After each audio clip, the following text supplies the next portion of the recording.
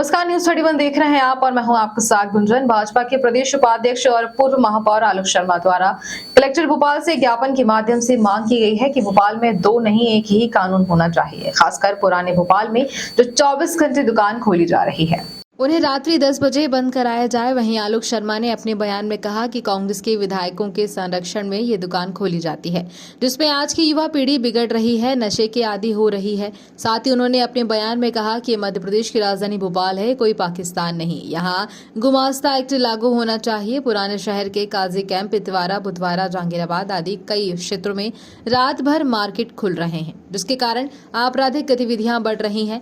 वहीं इस मामले को लेकर भोपाल कलेक्टर आशीष सिंह द्वारा कहा गया कि आज पूर्व महापौर आलोक शर्मा द्वारा शिकायत की गई है। भोपाल में कई इलाके से है जहां पर देर रात तक दुकान खोली जाती है। इसकी जांच कराई जाएगी। जांच के बाद नियम अनुसार कार्रवाई की जाएगी। आप लगातार जो है दुकानों को लेकर धरना प्रदर्शन भी कर रहे हैं। आज फिर कमिश्नर कार्यालय से आए, कलेक्टर से भी मुलाकात की है, क्या आश्वासन? कोई धरना प्रदर्शन नहीं कर रहा है। सरकार हमारी है, कलेक्टर हमारा, जिला प्रशासन हमारा है। हम कलेक्टर भोपाल के पास गए थे कि मध्य प्रदेश की राजधानी भोपाल है, भोपाल में गुमास्ता एक्ट का पालन नहीं हो रहा है।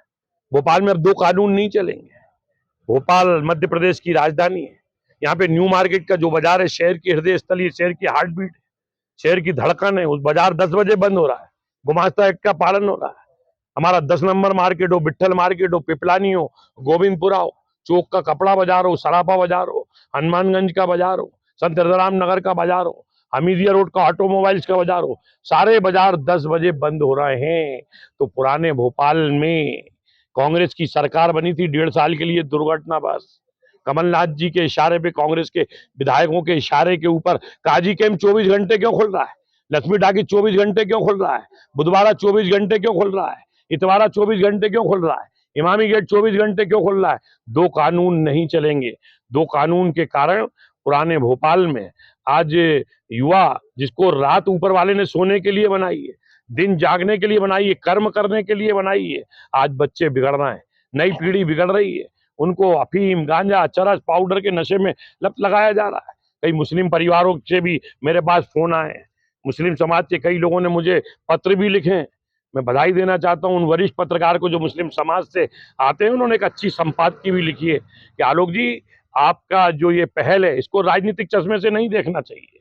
ये आने वाली पीढ़ी को बर्बाद कर रहा है। ये 2 समय का कानून, इसको बंद कराना चाहिए। अब कमलनाथ जी के 2 कानून भोपाल में नहीं चलेंगे। कांग्रेस के विधायकों के संरक्षण में 2 कानून नहीं चलेंगे। अब जो ये अपना काजी कैंप है, ये लक्ष्मी टाकीज है, ये बुधवारा, ये पाकिस्तान में नहीं आता जनाब, ये हिंदुस्तान में है। ये मध्य प्रदेश की राजधानी भोपाल है। यहाँ 2 कानून नहीं चलेंगे, यहाँ 1 कानून का पालन होगा।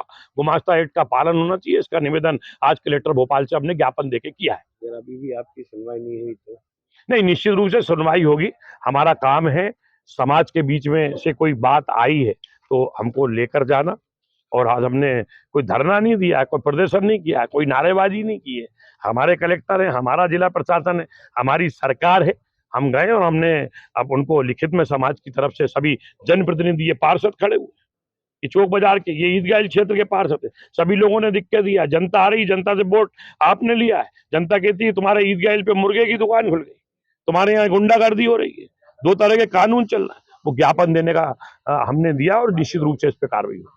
शिकायत प्राप्त हुई है कि कुछ शहर के हिस्सों में जो रात में दुकानें चलती हैं और उसकी वजह से पब्लिक न्यूसेंस हो रहा है। तो इस संबंध में जो भी नियम है उनका अध्ययन करके और जो सभी स्टेक होल्डर्स हैं उनसे चर्चा करके जो भी कानून सम्मत कदम उठाने होंगे उनको उठाया जाएगा।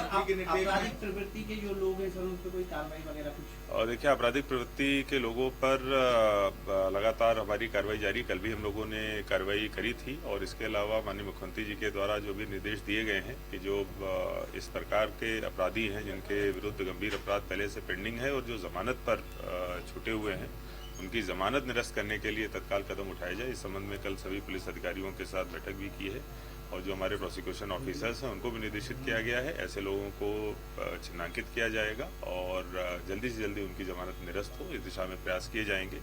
कल भी जो घर तोड़ने कार्रवाई हुई थी उससे संबंधित जो अपराधी हैं उनके लिए भी उनके जमानत निरस्त करने संबंधी कार्रवाई करने के निर्देश दिए। बाहर में जो खुले में मांस की दुकानें हैं या फिर मछली की और लाउड स्पीकर को लेकर आप लोगों ने जो बैठक की है उसमें क्या तय हुआ है?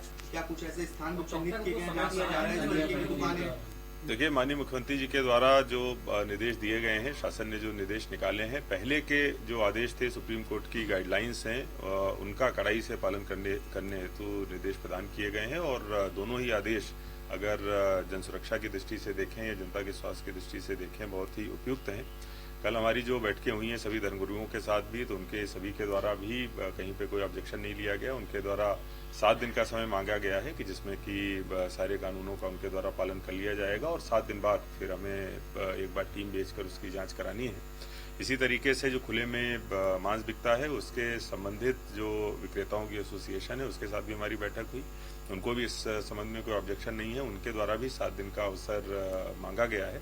7 दिनों के अंदर उनके द्वारा सभी ऐसे स्थानों पर जो अपारदर्शी कांच होता है उसको लगाकर जो भी नियम है उनका पालन कर लिया जाएगा। 7 दिन बाद हमारी जो दोनों टीमें हैं, नगर निगम की टीमें हैं और दूसरी तरफ जो हमारी पुलिस और मजिस्ट्रेट्स की टीमें हैं, दोनों के संबंध में जांच करेंगे और कहीं पर अगर वायलेशन पाया जाएगा तो कार्रवाई करेंगे। अभी कुछ जगह क्या ऐसी चिन्हित हुई है? इसी तरह की तमाम ताज़ा खबरों के अपडेट के लिए बने रहिए हमारे साथ। नमस्कार।